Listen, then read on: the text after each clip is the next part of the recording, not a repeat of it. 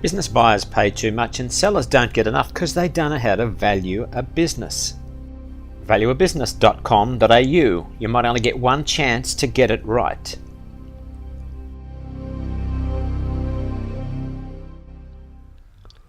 Today we're talking about the valuation of online businesses and what the key value drivers are in respect of these businesses.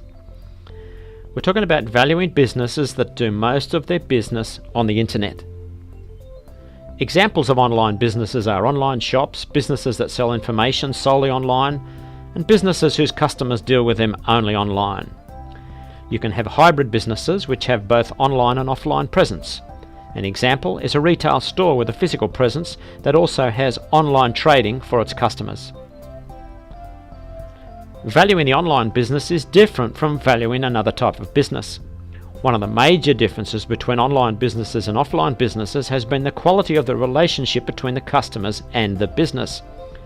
Traditionally, customers shopped with the business and grew to know the business owner and its staff.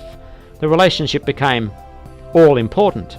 The value of the business was often bound up in the quality of that relationship. Businesses, especially franchises, tried to reduce the importance of the customer relationship by introducing systems and relying on brand and market strength. Their proposition was that the customer experience could be replicated across all stores and all transactions. This was one of the reasons that franchise businesses became popular and indeed more valuable, because they were not as reliant on the owner as other businesses were. Now, online businesses are capitalizing on the same effect. The customers deal with a website. The experience is replicated across all transactions. The importance of the person is less relevant, just as it is in franchising. This is not to say, however, that the customer relationship is not important. Indeed, the keys to a good online relationship are a good range of product, prompt service, delivering what's promised, and a keen price. The customer comes back because he or she trusts the seller. As long as these four things are maintained, it does not matter who is sitting behind the screen. This means that if you are buying an online business, you will feel more comfortable that the income streams will continue after you have bought the business and hence will pay more for it. So just remember that less risk means higher value when it comes to an investment. So barriers to entry. The other factor to consider when looking at an online business is the barriers to entry. With a physical shop, there was cost of fit-out equipment and stock to fill up the shop. Also, that building up of relationships over time, remember? In the online world, it is more intangible assets that are required and hence less need for upfront investment. Once you have established your online business, someone else is waiting around the corner looking to copy and cash in on your idea. The length of time that the business has been established is a key pointer to value.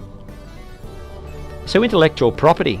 Domain names become important. If you're a real estate agent and you own the domain name realestate.com.au, then your business is worth more than if you are trading in your own name and you've got more to sell. So cost of staff. In the physical world, you were faced with an alternative in employing younger staff or reducing hours worked by regular, more mature staff if you wanted to cut costs. With an online business, there's more opportunity, more options. You can outsource work to people in other countries at a fraction of the cost. Now markets. If you are selling a service, it is very easy to provide that service anywhere in the world. And even with a product, you can ship it to another country if the offering is unique, the price is right, and the cost of freight is reasonable. If you have already developed an international business, when you come to sell it, that adds to value because you don't have all your eggs in one basket. The luxury of many markets adds to value.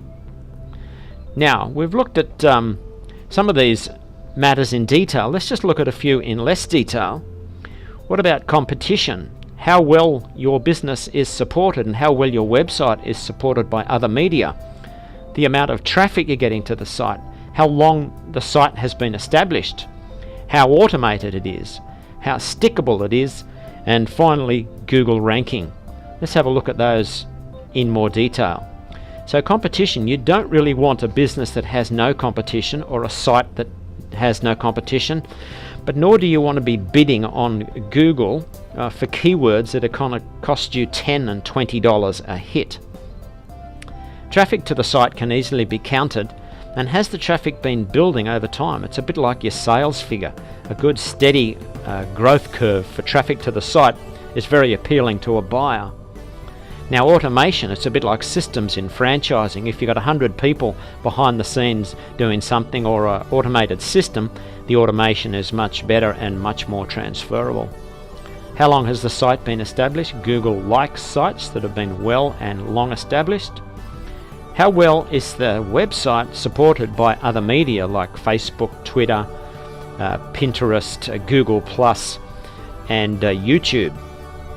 These things are all important because it gives you a foundation of value. Stickability. You don't want something that's here today and gone tomorrow. You don't want something too trendy. So, how long you've been established is one pointer to this, but also there's the nature of the product or service that someone feels is going to be around a long time. And lastly, Google ranking. This is probably the hardest because Google's behind the scenes, they're making sure that you don't get an advantage. If you act fairly and bring people to your site by virtue of content, and you're popping up everywhere, Google will like you. If you try and game the system, Google won't like you, and all the money that you've spent on ranking will be down the drain.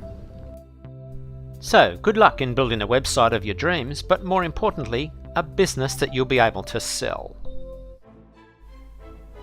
valueabusiness.com.au. When you want to know what a business is worth.